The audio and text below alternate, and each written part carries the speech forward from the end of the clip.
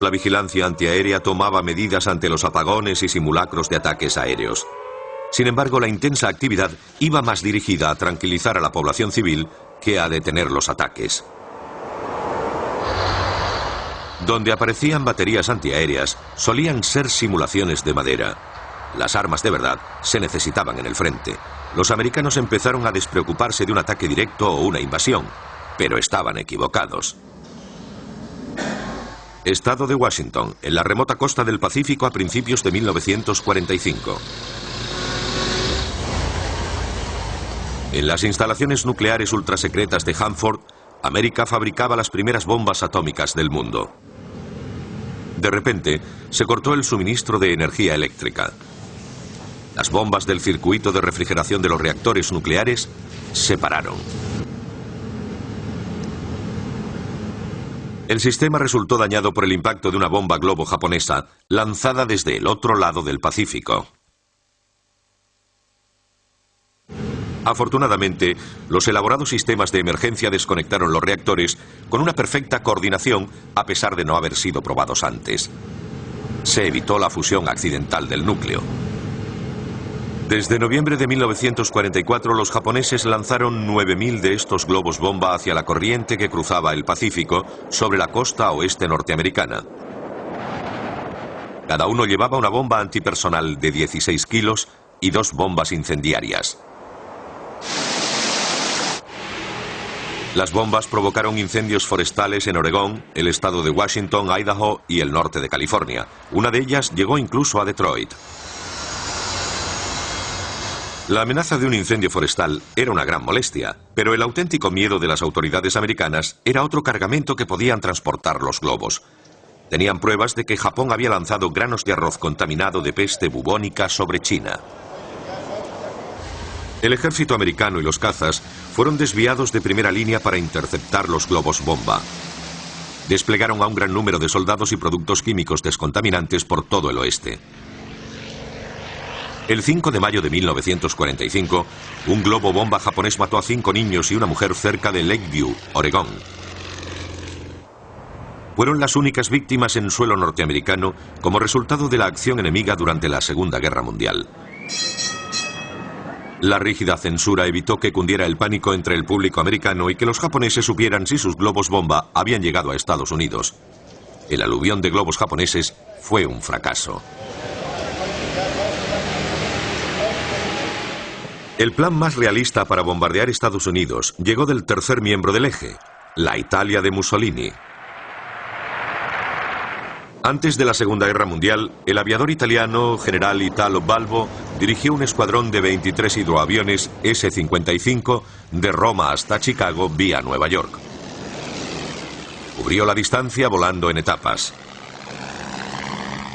Los hidroaviones reharían la ruta de Balbo, aterrizando en el Atlántico para repostar en submarinos, pero esta vez llevarían una bomba.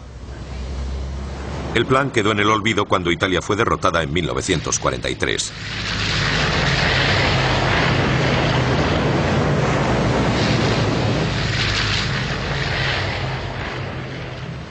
En Alemania, los científicos trabajaban en versiones de los cohetes V2 diseñados para ser lanzados desde submarinos y alcanzar Nueva York y Washington D.C. Después de 1943, la supremacía naval de los aliados en el Atlántico hizo que el plan volviera a quedar en el olvido. En la primavera y verano de 1944, los aliados consiguieron grandes victorias en Europa y el Pacífico. Después del éxito del día D, los ejércitos aliados estaban preparados para atacar Alemania. En el Pacífico, los americanos se dirigían inexorablemente hacia las islas japonesas. El eje se quedaba sin tiempo para atacar la América continental. Pero los planes continuaron. En octubre de 1944 los japoneses utilizaron un nuevo bombardero cuatrimotor, el Nakajima G8N1. La Marina Imperial había intentado usarlo para bombardear América desde sus bases en las islas Aleutianas, ocupadas durante la campaña de Midway. Pero cuando estuvo listo, las Aleutianas ya habían sido recuperadas. Mientras tanto, en Alemania fabricaban el enorme Messerschmitt Me-263 de 4 motores, casi tan grande como el B-29, para atacar América desde bases europeas.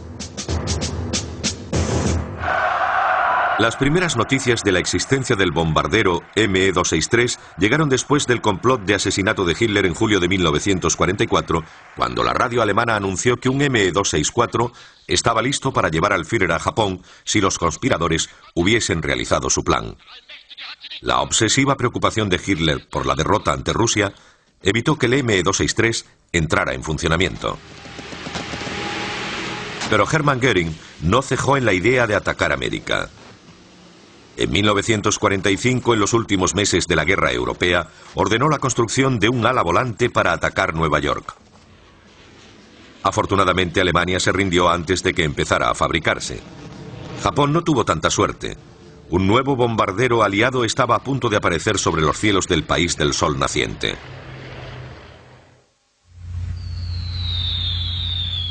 El ataque de Doolittle sobre Japón, que había provocado la aventura del almirante Yamamoto en Midway, fue un asunto menor.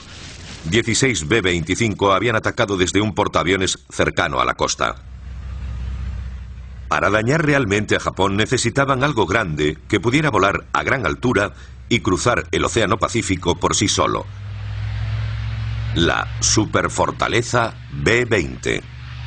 Los japoneses lo llamaron el B-San.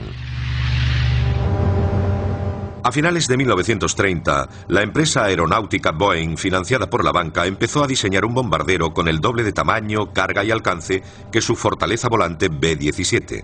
El primer B-20 despegó el 21 de septiembre de 1942. Voló a 10.000 metros, llevando bombas de 6.000 kilos.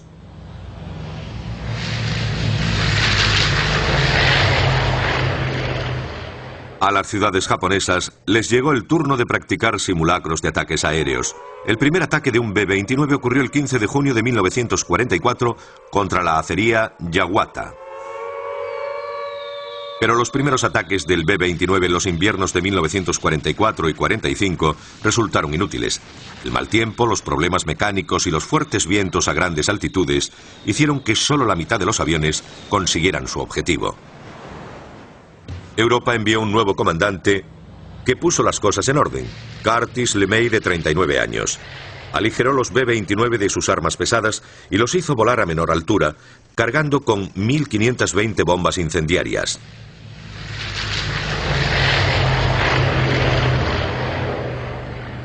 En 1945 las casas de las zonas residenciales de las ciudades japonesas eran de madera. Las pruebas habían demostrado que la madera tardaba 12 minutos en consumirse entre las llamas. El primer ataque provocó un incendio en el centro de Tokio. En una noche murieron 83.000 personas y 1 millón más se quedaron sin hogar.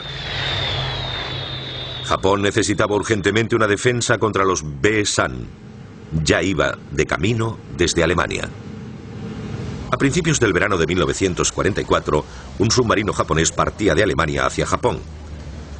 A bordo llevaba proyectos para el primer caza a reacción del mundo, el Messerschmitt Me-262, y los planos para el lanzacohetes Messerschmitt Me-163.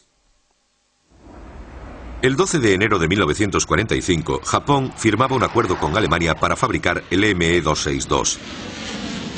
Sería el Karyu, o Dragón de Fuego, y sería fabricado por la empresa Nakajima para el ejército japonés. El Me-262 iba armado con 4 cañones de 30 milímetros y alcanzaba una velocidad máxima de 900 kilómetros por hora, más rápido que cualquier caza de los aliados. Podía operar a una altitud de 11.500 metros. El límite operativo de los B-20 de LeMay era de solo 10.000 metros. Armados con copias japonesas del misil alemán Rustal X-4, los 262 japoneses podían provocar grandes daños a las fuerzas de Curtis LeMay si la guerra se hubiera prolongado hasta 1946. Ya había comenzado la producción del complicado Dragón de Fuego y el primer avión debía estar terminado para diciembre de 1945, pero la guerra terminaría antes de que despegara.